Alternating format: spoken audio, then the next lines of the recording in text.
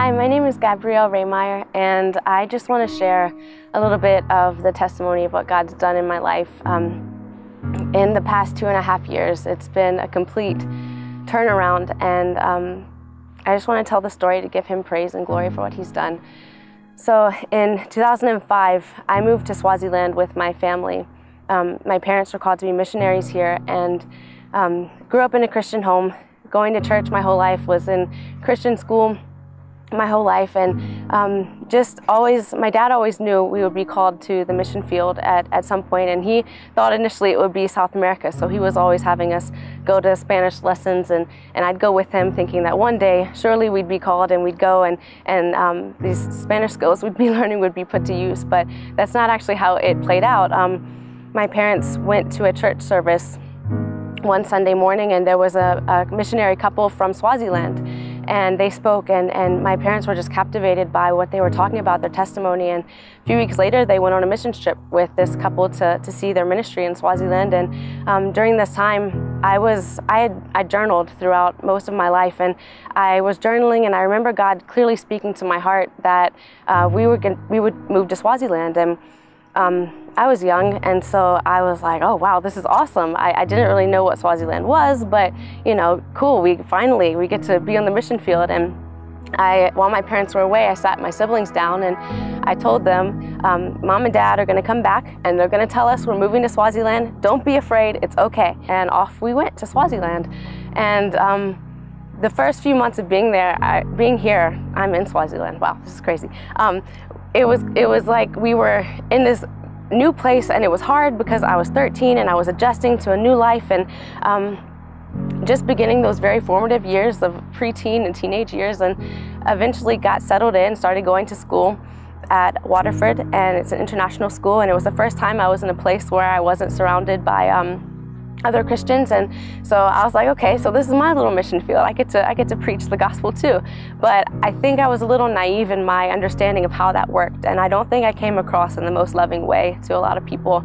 I don't think my relationship with Christ was at the level of intimacy He was calling me to be at, because even as a young person growing up, I was really insecure about a lot of things, and I was very obsessed with soccer, and that was my life. It was soccer, then God, in that order, and always that came first. And there were times even in my younger years growing up where I felt like He was asking me to give up soccer, but that was the only thing I thought I was good at, and so I didn't want to let it go. I was playing soccer on campus at Waterford, but I wanted to play at a more competitive level, so my dad found out about the women's league here in Baban, and I joined a team. And again, I felt God was asking me to lay it down, and I didn't. At this point, I was in leadership at the church I was going to in Baban. I was a worship leader and youth leader, and on Friday nights would try to bring as many people from school down as I could, because my heart was just to get everyone that I knew, all my friends, I wanted them to know Jesus. Not really realizing that my heart was becoming more and more distanced as the years went by. Rather than deal with it, I just let it continue. And the more I let it continue, the more it fed that place in me, and I wanted more, and it became harder to separate that it was like I started living a double life. So I'd go play soccer and be with these ladies and act like a completely different person, and then I'd go to youth, lead Bible study and lead worship and be in church, and eventually it became really hard to balance these two lives. And so I started drinking heavily and going out and sneaking away from home at night, coming back all crazy hours of the morning, some I'm sure my parents never knew about, just crazy things I never would have done.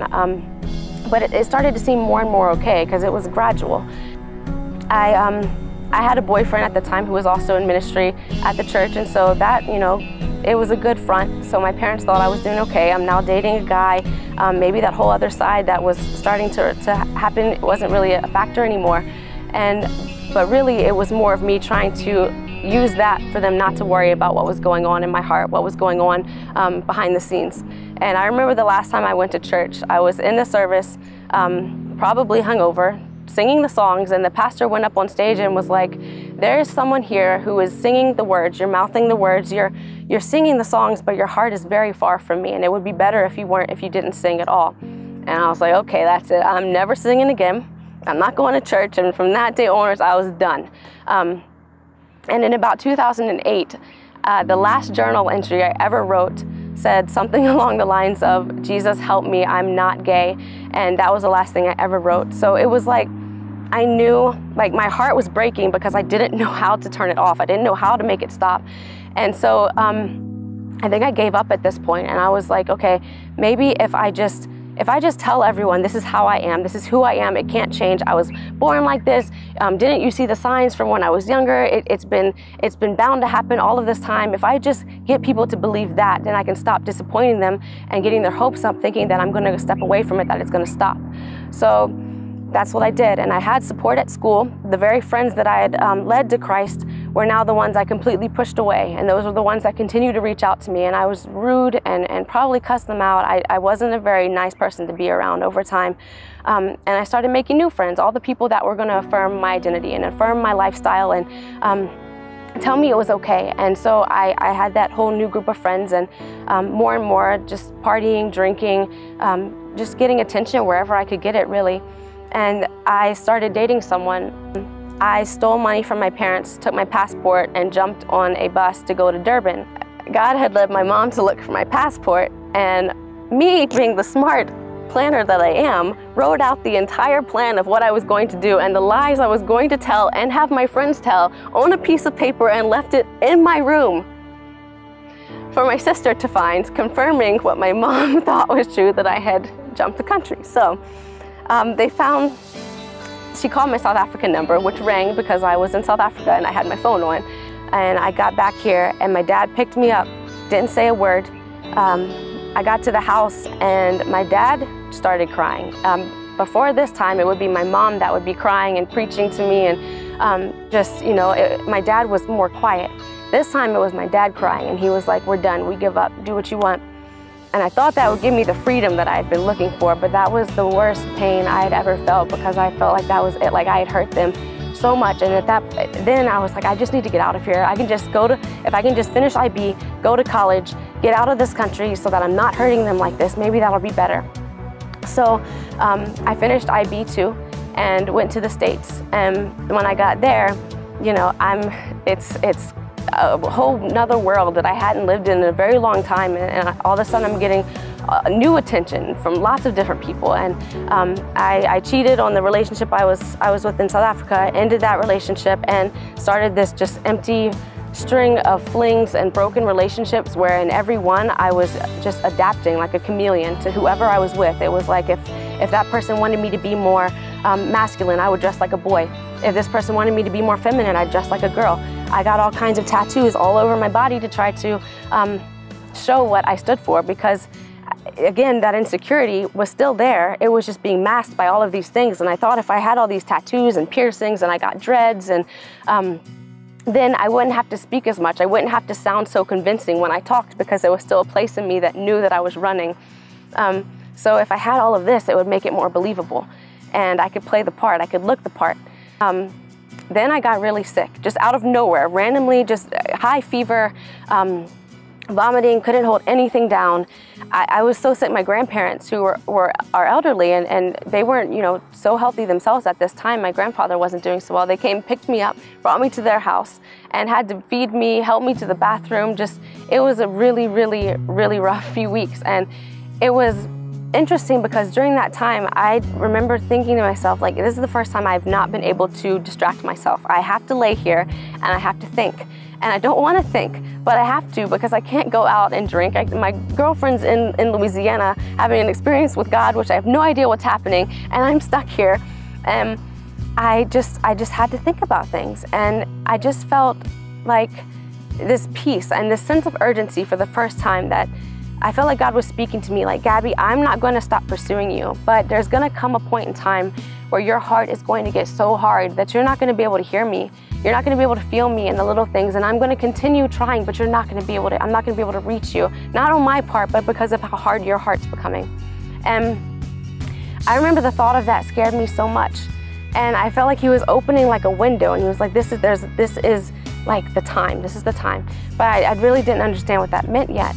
And finally, when I was well enough, I went back to campus, and I was in the elevator going up to my room, and there was a poster on the wall that said Bethel Campus Fellowship Gethsemane Experience, and it was that very night. And I had never seen or heard much of Bethel Campus Fellowship on my campus, but I wasn't really looking for it. But they had been there. And so I went to my room and I was like, I'm already late, I'm not going to this. And I just felt like God was like, you need to be there. So I got up, I went, walked into the room, and as I walk in, the verse the worship leader is reading is, "Come to me, all you who are weary and heavy laden, and I will give you rest."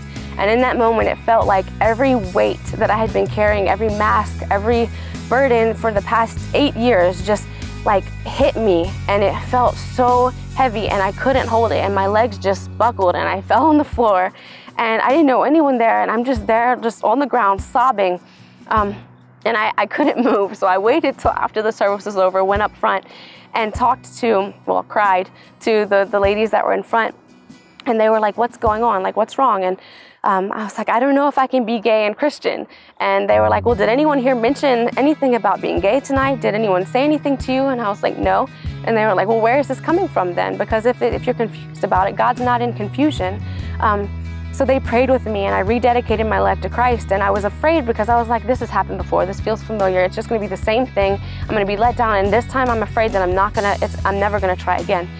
But it was different this time because God sent reinforcements, and He knew, and He opened that window, and I felt like this covering, this nearness, this tangible presence that I had never experienced before. And He surrounded me, and those very same ladies I had met that night and others, they called Him back up. It felt like over the next few weeks, I thought they were just hiding behind bushes, because I'd be walking through campus and they just pop out like, "Hey, how you doing? How's your heart? What have you been reading? What's God saying to you? Can we pray for you?" And it was annoying, but I'm so thankful that they were there, and they were always willing, no matter what, when, just always willing to be there, to talk on the phone, to meet with me. And I needed that because I was afraid and I had no idea what this looked like. But the power of prayer is, I can't even put it into words. I know throughout all of these years, there were so many things and times and situations that I should not have lived through. I don't know how I did, and I think back and it's like I just thought I was living on the edge, YOLO. But I know now that it was my mom and my dad and my siblings and the group of prayer warriors He surrounded me with all of those years that kept me, and I just know that He protected me from so much. And I'm just thankful that He did, so that I can be in this place right now in Swaziland, where it all began, telling this testimony. It's surreal, and He's good. He's a good Father.